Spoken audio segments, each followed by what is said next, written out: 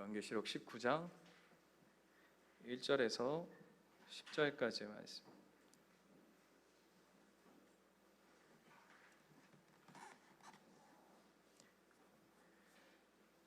찾으셨죠? 저와 한 절씩 교독하도록 하겠습니다. 19장 1절에서 10절까지.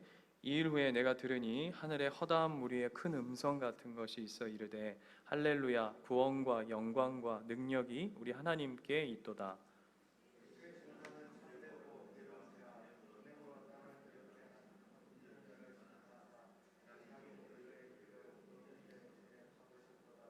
두 번째로 할렐루야 하니 그 연기가 세세토록 올라가더라.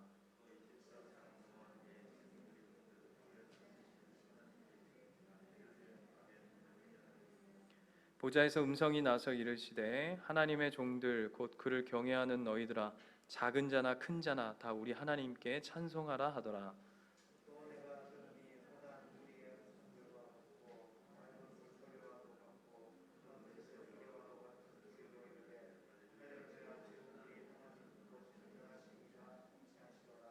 우리가 즐거워하고 크게 기뻐하며 그에게 영광을 돌리세. 어린 양의 혼인 계약이 이르렀고 그의 아내가 자신을 준비하였으므로.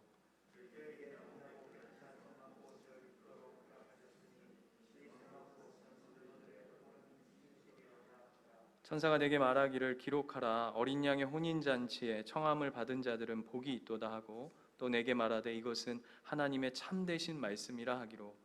내가 그 발 앞에 엎드려 경배하려 하니 그가 나에게 말하기를 나는 너와 및 예수의 증언을 받은 내 형제들과 같이 된 종이니 삼가 그리하지 말고 오직 하나님께 경배하라. 예수의 증언은 예언의 영이라 하더라. 아멘. 오늘 19장 말씀은 우리가 읽었던 1절에서 10절까지의 말씀과 이제 다음 주에 살펴볼 11절에서 21절 말씀 두 부분으로 우리가 나눠서 좀 살펴볼 수 있습니다. 그런데 이제 두 내용의 공통되는 핵심의 내용이 무엇이냐면 예수 그리스도의 승리에 관한 이야기입니다. 예수 그리스도의 승리에 관한 이야기를 오늘 10절과 다음 주 11절로 나누는데, 오늘 이야기는 뭐냐 하면 예수 그리스도와 같은 편, 그러니까 좀 이따 살펴보겠지만 세 부류로 일컫는 같은 편, 그러니까 예수 그리스도와 함께한 하나님의 백성들의 승리의 창가의 이야기를 담은 것이 전반부고요. 후반부는 우리가 그동안 살펴왔던 바벨론, 세상, 그 세상의 멸망, 그리고 심판, 그리고 패배에 관한 이야기입니다. 그래서 승리는 긍정적인 부분과 부정적인 부분으로 이제 오늘 다음 주 이렇게 살펴보게 되는 거죠. 그런데 오늘 1절에서 10절까지 이야기에 주되게 반복되어지는 패턴이 있는데, 그게 무엇이냐면 여러분 아마 신앙생활 하면 제일 많이 이 단어를 많이 쓰실 거예요. 뭐죠? 할렐루야 하는 거예요. 제가 어렸을 때 목사님들이 이제 통화하면 여보세요를 안 하고 할렐루야 이러면 반대해서 아멘 이렇게 하시는 게 있던데, 어렸을 때는 되게 막 뭐라 그래야 되지? 되게 죄송합니다.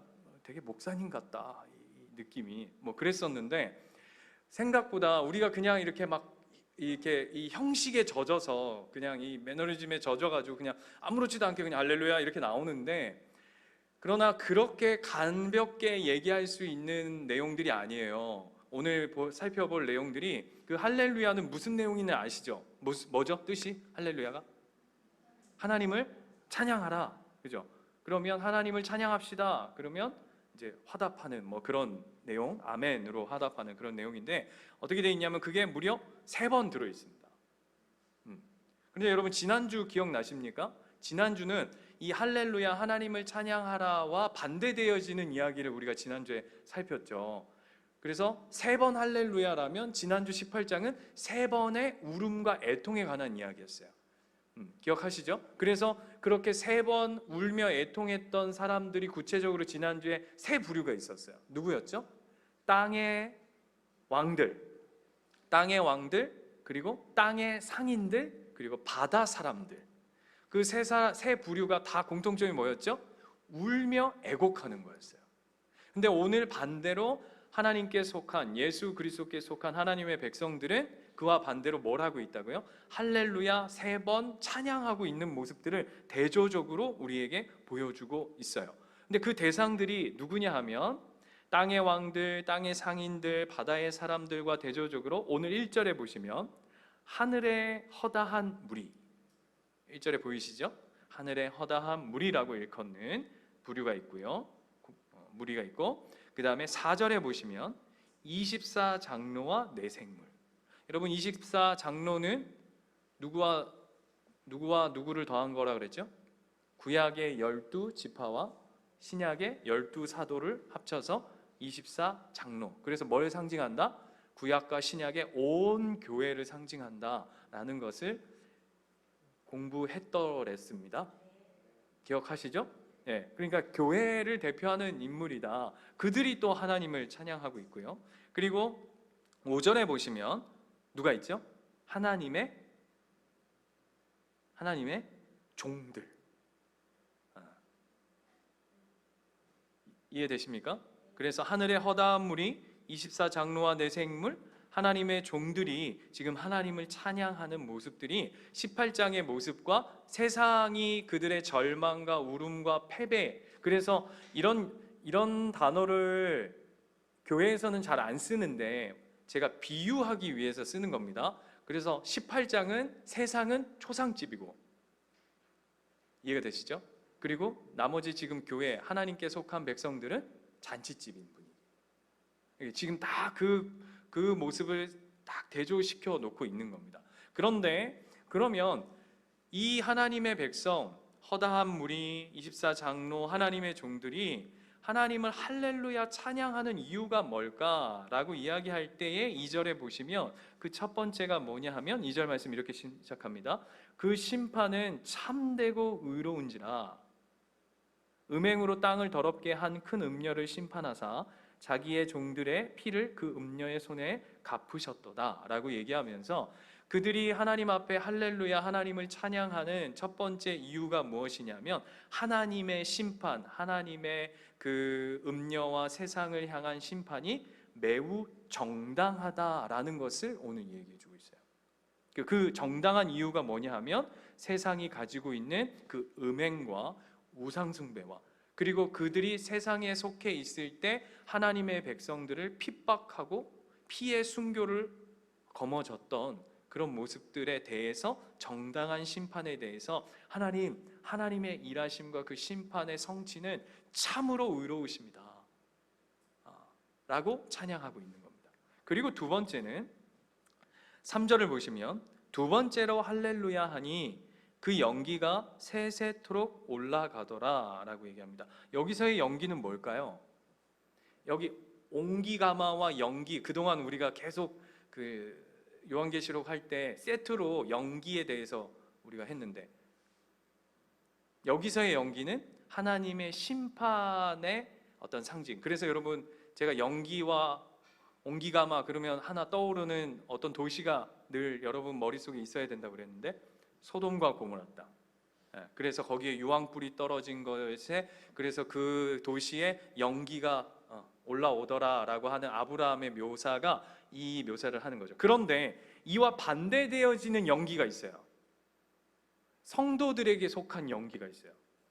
그게 뭐죠? 8장에 하나님이 이 향기와 연기를 기뻐하신다고 그랬어요. 뭘까요? 기도의 연기. 맞아요. 8장 한번 가볼까요? 8장 3절. 여러분 눈으로 한번 더 보시는 게 좋을 것 같아요. 8장 3절 보면 또 다른 천사가 와서 제단 곁에 서서 금향로를 가지고 많은 향을 받았으니 이는 모든 성도의 기도와 합하여 보좌 앞 금제단에 드리고자 함이라 향연이 성도의 기도와 함께 천사의 손으로부터 하나님 앞으로 올라가는지라 라고 얘기하는 성도에게 속한 연기는 기도. 또 있죠? 15장 8절 한번 가볼까요? 15장 8절에 가면 다른 연기가 또 있어요. 15장 8절 찾으셨어요? 같이 한번 읽어볼까요? 시작. 하나님의 영광과 능력으로 말미암아 성전에 연기가 가득 차매 일곱 천사의 일곱 재앙이 마치기까지는 성전에 느릉이 들어갈 자가 없더라라고 얘기하면서 여기에 연기는 하나님의 영광과 능력, 하나님의 그 임재, 그것을 상징하는 그 연기죠. 그러니까 기도의 연기와 하나님의 연기, 하나님의 영광의 연기와는 상반되어지는 오늘 이 19장 3절의 연기는 어떠죠? 세상의 심판으로 말미암아서 그 연기가 오늘 뭐라고 돼 있냐면 세세토록 올라가더라 라고 얘기하면서 그 심판의 영원성에 대해서 이야기합니다. 여러분, 우리 천국 가면 그 천국에 가면 여러분 사는 집이 있을 거 아닙니까? 그렇죠? 그 몇 년 계약입니까? 네? 종신 계약입니다. 그죠? 우리 전세처럼 2년 살고 재계약하고 이런 거 없습니다. 그죠? 그것만으로도 너무 가고 싶지 않으세요? 집 있는 분들은 별로 표정들이 집 없는 사람들은 몇 년 살다가 또 막 집 옮겨야 되고 막 이렇게 그런데 월세도 아니고 전세도 아니고 하나님과 함께하는 영원한 집에 종신토록 그 집에서 살 거예요. 아멘이시죠? 반대로 하나님을 모르는 백성들은 지옥에서 언제토록? 얼마만큼? 영원토록도 사는 거예요. 그게 심판의 영원성에 관해서, 그것에 관해서 또 하나님 앞에 감사와 찬양을 올려드리고 있는 거예요. 그리고는 마지막 6절 볼까요? 6절 19장 6절 보시면 이렇게 돼 있어요. 후반부 보시면 할렐루야 우리 주 곧 전능하신 이가 통치하시더라 라고 얘기하면서 하나님의 통치에 관해서, 하나님이 다스리시고 하나님이 통치하심에 관해서 하나님의 백성들이 오늘 찬양하고 있는 내용입니다. 그렇다면 이렇게 한번 질문해 볼게요. 여러분, 우리 신앙생활에 있어서 굉장히 중요한 부분이 뭐냐면 찬양입니다. 그렇죠? 여러분 찬양 좋으시죠? 우리 찬양 왜 하죠? 목사님 예배 시간에 한 15분, 10분 찬양 안 하면 뭔가 이게 허전하기 때문에 찬양합니다. 그런 건가요? 우리 찬양 왜 하죠? 네? 여러분 원래 시편의 시가 찬양이잖아요. 찬양시잖아요. 원래 시편의 시는 어떻게 한 거죠?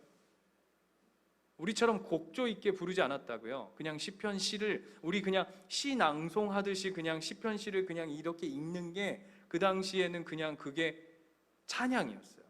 찬양이 우리에게는 너무 멜로디화 되어져 있는 게 너무 익숙해져 있는데, 찬양이란 멜로디에다 가사 붙인 게 아니에요. 여러분 요즘에 유행하는 게 트로트죠. 트로트. 요즘에 막 트로트 열풍이잖아요. 왜 요즘 트로트 열풍이죠, 여러분? 야, 그걸 내가 어떻게 하냐? 사람들이 좋아하는데 그걸 왜 나한테 묻냐? 이런 게 아니라, 여러분 지금 이 시대적 흐름과 굉장히 깊은 연관이 있습니다. 사람들이 코로나로 굉장히 힘들어지고 마음이 무너지고 아파하는 그런 시간들 속에 있다 보니까 트로트라고 하는 그 노래 가사말이 굉장히 우리의 삶에 와닿고 그 멜로디가 구슬프고 이러다 보니까 그 가사와 멜로디가 사람들에게 그냥 위로를 주는 거죠. 여러분 힙합 들으면서 여러분 막 요즘에 막 내가 요즘에 힐링된다 이런 분, 일단 첫 번째 못 알아들어요. 그죠? 우리는 막 랩을 하면 무슨 소리인지 못 알아들어요. 애들은 그걸로 힐링을 할 수 있어요. 그런데 어른분들이 지금 시대가 너무 힘들고 어렵고 그러다 보니까 그 트로트만에 가지고 있는 그 우리의 나라 사람들의 그 한, 아시죠? 가지고 있는 그 한이 구슬픈 노랫말과 그 멜로디에 이렇게 뒤섞여서 그 뭔가 모를 이렇게 사람들에게 위로를 주고, 우리의 찬양이 그런 거냐고요. 막 감정을 이렇게 만져주고 우리의 마음을 막 위로해주고 우리의 어떤 상황과 감정의 안에서 이루어지는 게 우리에게 찬양인가요? 아니에요. 그러니까 우리가 자꾸 그런 거에 너무 세상적인 분위기에 익숙해져 있는데, 여러분 사실 저도 뭐 그렇지는 않지만 사람은 감정적인 사람이게, 저는 합신에서 저희는 학교에서 기도회 할 때 절대 음악을 틀질 않습니다. 그러니까 찬양 백 뮤직을 깔질 않아요. 왜냐하면 그걸로 사람의 감정을 이렇게 펌프질 한다고. 그리고 불 끄지 마라 그래요. 불 끄지 말고 음악 틀지 마라, 찬양 틀지 마라 이래요. 그래서 진짜 하나님 앞에 네가 지금 이성적으로 가장, 그리고 지금 있는 그 모습 그대로 그냥 하나님 앞에 기도해. 왜 그런 이렇게 감정과 여러 상황과 그런 분위기에 휩쓸려서 네 기도가 거기에 이렇게 타려고 해. 저는 거기에 100% 동의하진 않아요. 그러나 이제 그렇게까지 얘기하는 부분들이 있다고요. 왜 그렇게 얘기하냐 하면, 찬양은 여러분 제가 다시 한번 말씀드릴게요. 내 감정과 내 상황과 내 어떠함을 위로받는 차원이 찬양이 아니라, 성경에서 말하는 차원은 제가 읽어드릴게요. 하나님이 누구신가, 하나님의 일하심에 대한 감사와 감탄사가 찬양이에요. 이해가 되세요? 막 멜로디가 전혀 없어도 가사에 담겨져 있는 그 하나님의 존귀하심, 하나님의 하나님 되심, 하나님의 어미하심, 하나님의 그 영광을 노래하는 그냥 높낮이, 감정의 고조도 없이 그냥 딱딱딱딱 읽어내도 그것 자체로서 하나님께 속한 하나님의 하나님 되심과 하나님의 일하심을 우리가 그냥 고백하는 거라고요. 이해되세요? 스펄전 목사님이 이런 얘기를 했어요. 회개란 눈물 한 방울 흘리지 않고 죄에서부터 돌아서는 것이다. 근데 우리는 자꾸 이게 카타르시스적인 어떤 이게 내 마음을 이렇게 터치해주면 굉장히 막 은혜 받은 것 같고, 근데 우리가 속는 게 뭐냐면 주일날 은혜 억수로 받았대요. 목사님 말씀이 너무 은혜로웠습니다. 그러면 이제 제가 승질이 들어와가지고 어떤 은혜를 받으셨나요? 그럼 이렇게 대답하죠. 성도가 은혜 받았다 그러면 은혜 받은 줄 알지 뭘 목사 그런 거 자꾸 꼬치꼬치 깨묻냐. 그러니까 내 마음, 내가 생각하는 어떤 부분을 네가 건드려 줬을 때 은혜고, 아니면 우리 목사님 설교는 어렵고 딱딱하고 힘들고 맨날 찔러대고 이렇게 가는 거죠. 우리가 정의를 다시 해야 되는 거예요. 오늘 19장의 찬양, 그 할렐루야가 우리의 감정, 우리의 상황, 우리의 어떤 위로, 우리의 어떤 분위기에 취한 할렐루야가 아니라 하나님의 하나님 되심, 하나님의 어미하심, 하나님의 일하심 안에 드려져 있는 감사와 감탄사다라는 걸 기억하시면 좋겠어요. 그것으로 말미암은 참된 기쁨인 것이죠. 이해가 되시죠? 기쁨. 제가 어제도 신방 가서 그 이야기를 했는데, 우리에게 기쁨이란 단순히 감정적 차원의 기쁨은 세상 사람들도 다 할 수 있어요. 그렇잖아요. 뭘 가져서, 뭐 누려서, 뭐 좋은 일이 있어서 하는 기쁨은 세상 사람들도 다 할 수 있어요. 그러나 하나님이 우리에게 주시는 기쁨은 하나님께 속해 있는 것을 통해서만 누릴 수 있는 온전한 생명의 존재에서만 부여되어지는 기쁨. 그거는 결코 세상이 줄 수도 따라할 수도 없는 거죠. 예를 들면 이런 거죠. 풍랑이 있는 배에, 우리의 인생이 풍랑이 있는 배처럼 막 파도에 막 울렁울렁대고 있는 인생을 살아가고 있죠.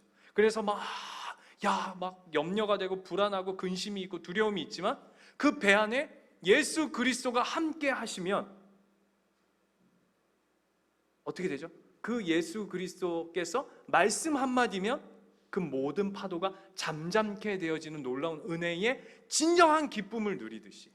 그래서 기쁨이란 파도가 치고 있느냐 파도가 치지 않느냐의 차원 때문에 이루어지는 게 아니라, 내 인생의 배 안에 예수 그리스도가 함께하고 계시느냐, 그 예수 그리스도가 배 밖에 계시느냐의 차원에서부터 온다라는 것이죠. 그 기쁨인 거예요. 그 할렐루야를 얘기하는 거예요. 그리고는 오늘 본문이 그 백성들의 할렐루야의 기쁨이 어디로 연결되어지냐면 7절 보시면 그 비유와 상징이 묘사가 어린 양의 혼인잔치, 우리식으로 하자면 뭐죠? 결혼식으로 이어져 가는 거예요. 여러분, 결혼식, 인간에게 있어서의 결혼식은 상징적으로 어떤 의미냐면 기쁨의 가장 극치죠. 목사님 그런 말 하지 마십시오.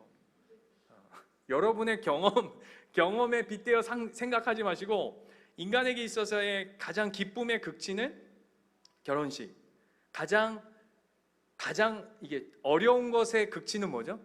장례식이죠. 죽음이죠. 대표적인 인간 안에 드려진 모습인데, 하나님이 그 결혼, 혼인 예식을 한 예로 또 비유로 이제 가지고 옵니다. 그런데 유대인들에게 있어서 오늘 본문을 읽어보시면 이렇게 돼 있어요. 7절이 이렇게 시작하죠. 우리가 즐거워하고 크게 기뻐하며 그에게 영광을 돌리세. 앞에서 얘기했던 감사와 찬양에 관한 이야기가 계속해서 이어지는데, 어린 양의 혼인 기약이 이르렀고 라고 얘기하는데요, 이게 무슨 얘기냐면 이거는 유대인들의 결혼식의 어떤 풍습을 우리가 좀 이해할 필요가 있습니다. 여러분, 유대인들, 그러니까 고대 근동의 이 성경 시대, 이 성경의 시대에 살아가는 사람들은 결혼을 어떤 식으로 했냐면, 우리처럼 그냥 뭐 결혼식 그냥 이렇게 뭐 상견례 결혼식 이렇게 하는 게 아니라 먼저 뭘 하냐면 약혼식부터 하죠. 그죠? 그래서 그 약혼식의 핵심은 무엇이냐면 신랑과 신부가 아닙니다. 이게 좀 이따 이제 제가 더 구체적으로 얘기할 텐데, 아무튼 그래서 뭘 하냐면 약혼을 하고 나서 몇 년을 두죠? 기간을 대략 1년을 둡니다.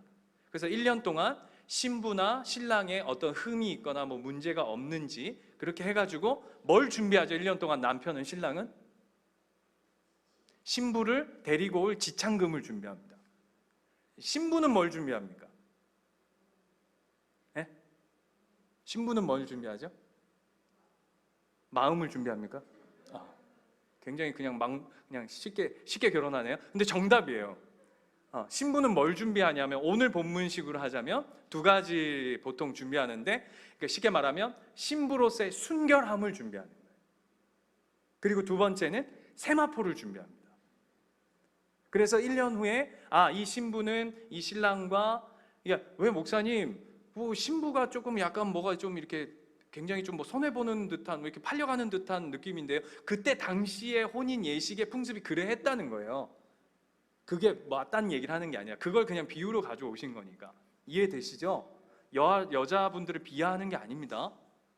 표정들이, 왜 남자들은 왜 맨날 탁구 치고 밥 먹고 지그들끼리 내려가고, 왜 우리는 밥 먹고 나면 다 설거지하고 뒷정리 우리만 해야 되냐, 이렇게 얘기할 수 있는데 그 얘기를 하는 게 아니라고요.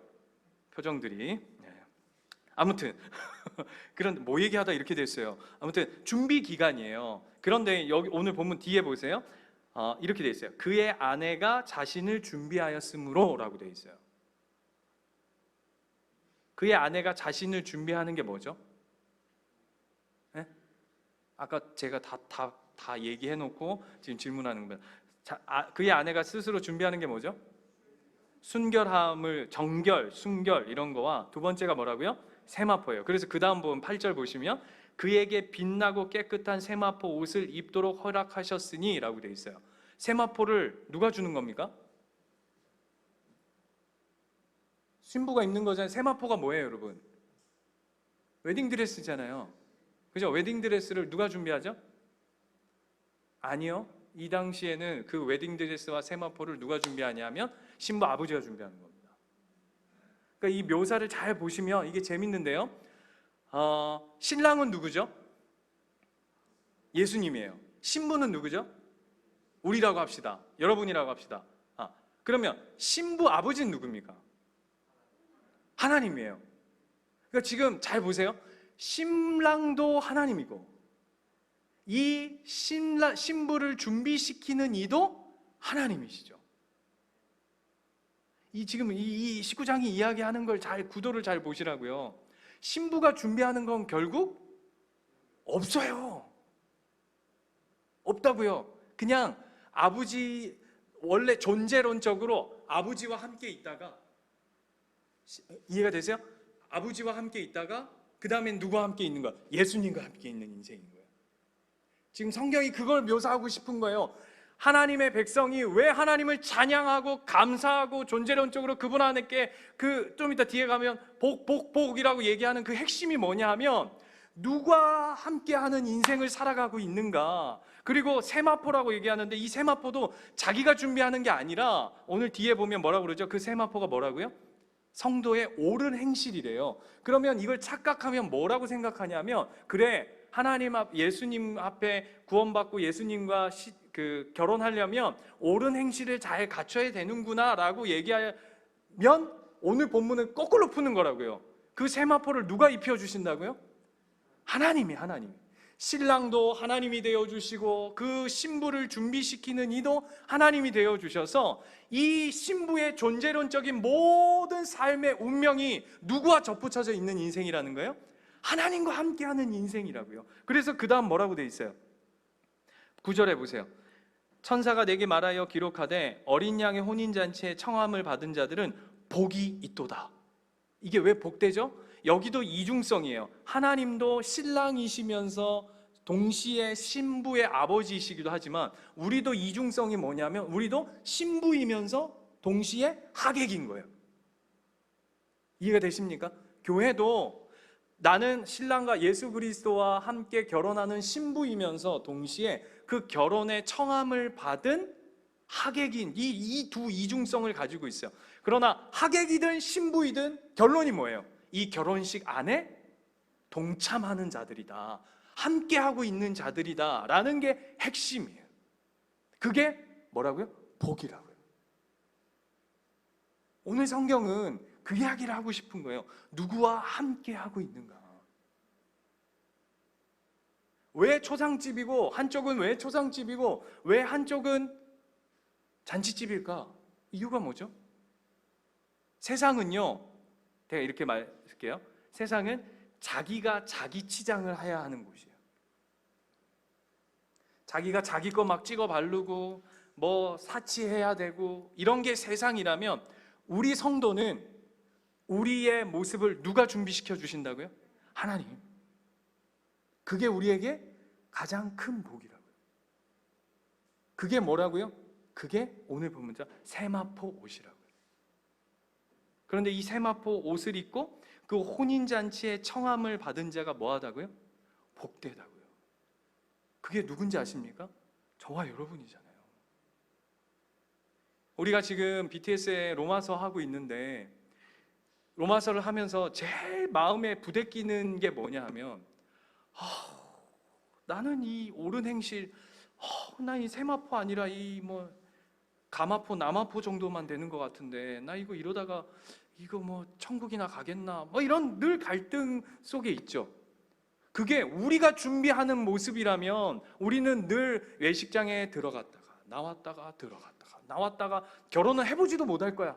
이 말 이해되시겠어요? 늘 상견례 했다가 빠꾸 먹고 상견례 이 남자 만났다가 잘리고 또 만났다가 잘리고 저 남자 만났다가 잘리고 늘 막 노처녀로 살다가 그냥 죽을 인생일 것 같은데, 그걸 누구 준비해 주신다고요? 하나님이 준비해 주시니까 너희들은 걱정하지 마라 라고 오늘 이 이야기의 핵심을 우리에게 던져주신다고요. 여러분, 부모에게 있어서의 가장 큰 영광은 뭡니까? 자식이 잘 되는 거예요. 그죠? 딸을 가진 아비 입장에서 제일 큰 영광이 뭐죠? 우리 딸이 시집 잘 가는 겁니다. 그죠? 누구한테 시집 가는 게 제일 잘 가는 걸까요? 예수 그리스도께. 그죠? 그 이야기 하는 거예요. 내 시아버지가 시아버지 큰일 난다. 친정아버지가 하나님이고 내 남편이 예수 그리스도. 이 끝난 거 아니에요? 누가 이 집안을 건듭니까? 누가 이 신부를 탓할 수 있겠습니까? 그게 우리의 영광이라고 얘기하는 거예요. 자녀의 잘됨. 그래서 하나님이 우리를 어떤 존재로 세우시냐면 세상 앞에 우리를 세마포 입은 자로 세워놓는 거예요. 자, 질문 요것만 하고 마칠게요. 결혼식장에 갔어요. 여러분이 신부를 잘 몰라. 신부가 어떤 사람인지. 그런데 결혼식장에 가면 여러분이 신부랑 통성명도 없고 얼굴도 잘 모르지만 그가 신부인지 우리 한 큐에 알아볼 수 있는 방법이 있어요. 뭐죠? 그렇죠. 신랑은 헷갈릴 수 있어. 그죠? 신랑은 헷갈릴 수 있죠. 뭐죠? 뭐 예를 들면 저희 와이프 언니 시집 갈 때 저도 좀 굉장히 차려 입었었거든요. 이해되시죠? 저도 굉장히 차려 입었어요. 그리고 우리 결혼하는 언니 남편도 굉장히 차려 입었는데 사람들이 뭐라 그랬냐면, 어유 뭐 이제 저는 목사님인지 아니까 목사님이 신랑 같아요, 뭐 이런 얘기들을 들었어요. 신랑은 그러기에 헷갈릴 수 있어요. 왜냐하면 정장 입으니까 보통은. 그런데 신부는 헷갈릴 수 없죠. 드레스, 하객으로 가는데 드레스 입고 가시는 분 있어요? 미친 거지 그거는. 그죠? 그럼 그 결혼식 망치겠다고 작정하고 가는 거지. 저희 와이프 결혼할 때 우리 결혼식 할 때 언니가 흰 원피스를 입고 온 거예요. 그럼 우리 와이프가 결혼식 하면서 내내 죄송해요, 이렇게 저 아주 미친 X, 지가 무슨 신부야, 지가 흰 옷을 왜 입고 와, 이랬어요. 그래도 신부와 하객은 충분히 이게 딱 구분이 되죠. 뭐 때문에? 드레스 때문에. 세상 속에 하나님의 백성은 분명히 구분이 될 거예요. 질문이요. 구분되고 있어요?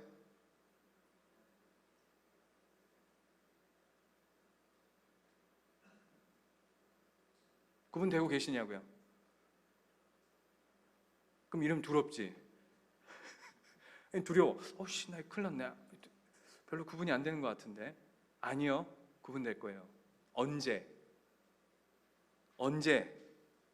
예수 그리스도의 어린 양의 혼인 잔치 때에 여러분은 하나님이 허락하신 그 세마포를 입고 하나님의 그 혼인 잔치에 함께 하실 사람들입니다. 다른 거예요.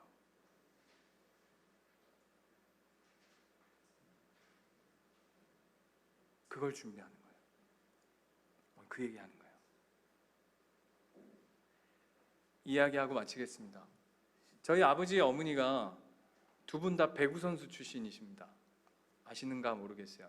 저희 아버지는 배구를 참 잘하셔서 여군 코치도, 여군 감독, 군대 가셔서 여군 감독을 하실 정도로 고등학교 때까지 배구를 하셨어가지고 잘하셨고, 저희 어머니도 배구를 중학교 때까지 하셨어요. 근데 한 번은 교회 대항 체육대회가 벌어졌는데, 저희 모교회가 굉장히 작은 교회, 우리 예수인 교회 같은 그런 교회여서 이제 여러 다른 교회들하고 이제 체육대회가 벌어졌는데, 축구하면 5대0, 족구하면 세트스코어 3대0, 뭘 이겨볼 수가 없는 거예요. 릴레이 해도 다 져. 근데 목숨 걸고 그 교회가 밀어붙이는 게, 저희 어렸을 때 교회에서 밀어붙였던 게 뭐냐 하면 배구였어요. 왜냐하면 저희 어머니 아버지 일단 선출 출신이 2명이 있으니까, 그것도 남녀로 있으니까 이게 뭐 이런 게 있습니다. 저희 아버지는 세터 출신이에요. 세터가 뭐냐면 이렇게 공 이렇게 올려주는 거. 저희 어머니는 라이트 이거 때리는 겁니다. 제가 완전 어렸을 때였거든요. 근데 저는 그 기억을 잊을 수가 없어요. 저희 아버지가 딱 이렇게 뒤에서 어설프게 리시브를 해주시면 다다다닥 달려가셔서 딱 띄우면 저희 어머니가 뒤에서 붕 날라옵니다. 그러니까 제 어렸을 때 기억이니까 조금 이게 좀 이게 뭐랄까 과장돼 있겠죠. 제 머릿속에 있는 거니까. 근데 어떤 느낌이냐면 아버지는 무슨 국가대표 세터처럼 날아다니시고 어머니는 무슨 새처럼 날아오는 거예요. 근데 밖에서 그 모습을 보고 있는데 아마 너무 멋있는 거예요. 막 우와, 이야, 더 웃긴 건 우리 아버지 어머니가 들어가면 이기고 나오면 지고, 들어가면 이기고 나오면 지고, 밖에서 제가 뭐 하고 다니는지 아세요? 막 응원하고 다녔겠죠. 더 웃긴 거, 다른 게임은 한 번도 못 이기는데 배구로만 이기니까 다른 교회 앞에 가가지고 제가 뭐라 그러냐면 우리 아빠야, 우리 엄마야, 야 우리 엄마 아빠 둘 다 배구했잖아. 막 미쳐버리게 좋은 거예요. 이거 아시겠어요? 이게 찬양이라고요.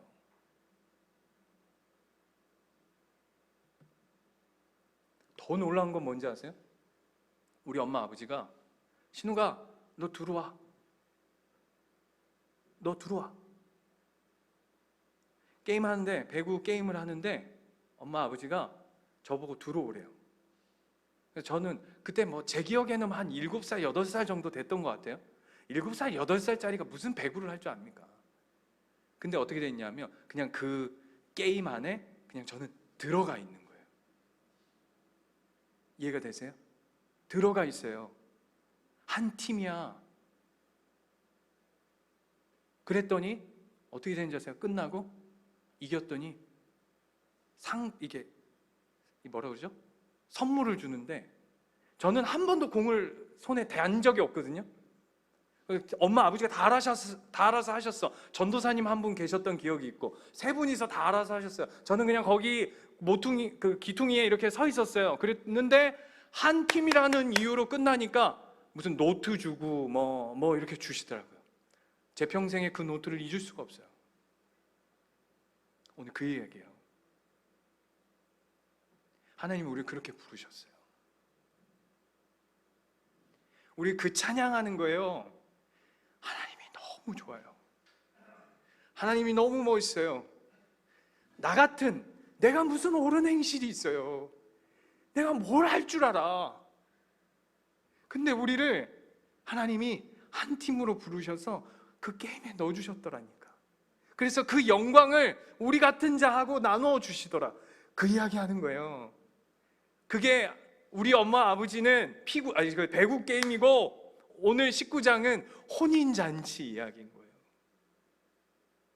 여러분은 이 하나님을 아버지로 예수 그리스도를 신랑으로 두신 분이에요. 뭐가 두려워요? 뭐가 우리를 집어삼킬 수 있겠어요?